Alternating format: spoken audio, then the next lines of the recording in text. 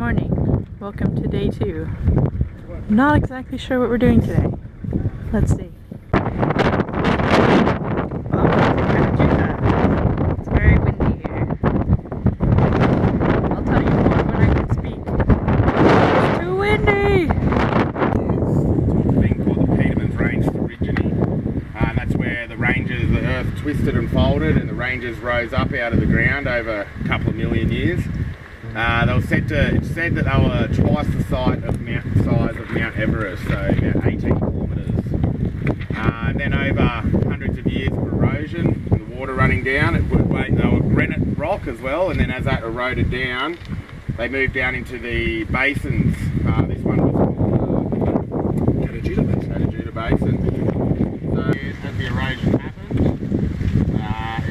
the water ran down the hill, and as it got into the basins, it was a deeper part, so the water slowed down. And then the bigger rocks that came off, they went not very far from the ranges. The smaller stuff kept running along the river, and as it went deeper again to a thing called the Uluru Basin, the smaller stuff stopped. So you got your lighter sediment. So this is the heavier stuff. It's called conglomerate rock. So it's a conglomeration of rock, boulders, mud and sticks.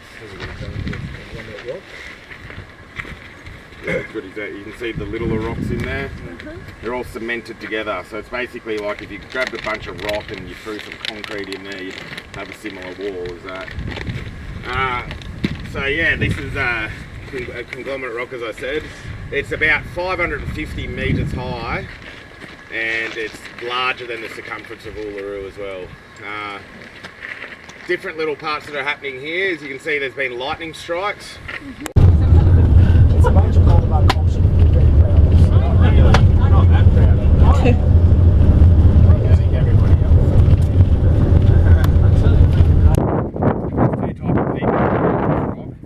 Mainly, statistically, that's Australian and Japanese. The Australians choose to do it because, in a lot of ways, it's harsh to say it's ignorant. It's learned ignorance. We don't actually know how the Ananu feel about this. We're not taught about the things that have happened out here, so you have to actually find this out for yourself as an Australian. And as an Australian living in this country and paying taxes, we have the idea that we have the right to sort of go anywhere and we can do anything in a way. So they're the main people that climb it. The other people are the Japanese, because it's advertised to them in Japan as this is something that you go and do. The reason why they want to come and do this, there's a famous movie over in Japan that's called Socrates in Love in English. Yeah, that's right, so Socrates in Love, it's a famous love story, and everybody wants to come and retrace the steps of the movie, similar to how we go to Hollywood and see different movie features over there. But what they actually don't know is we shouldn't actually climb the rock. And the other important thing is it wasn't filmed here, it was filmed at Kings Canyon, where we were yesterday. But the Japanese tourism companies advertise it as here. So that's one thing, that's one misconception. So the Japanese actually don't know, and the companies they come with encourage them to come up here.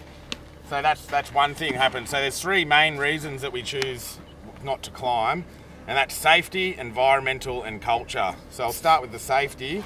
Arst of all, you can have a look at that. It's insanely steep up there. That is ridiculously steep. Yeah. The rocks are actually the Arco sandstone that I talked about. They're very brittle and light. It's not very sure footing either when you're up there. If you were to fall off the side of that, it'd be like going down one massive giant cheese grater. It would shred you to bits.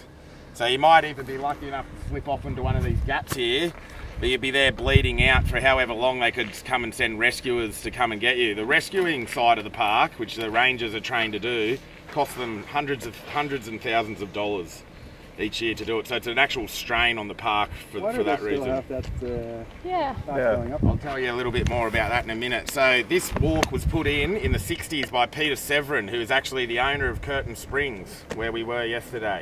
He put this up off his own back. It had nothing to do with the national parks, had nothing to do with the Ananu. Okay.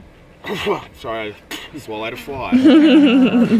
That was put up there. He's a really short man, and he's deeply racist as well, and open about it. I've just read an article about him recently. So he doesn't have the best view on the culture out here. And if you were to climb up that, you'd be reaching down here because he's a tiny little short guy. So you're like this going up the rock. Now, a lot of people think that's the top of the rock there.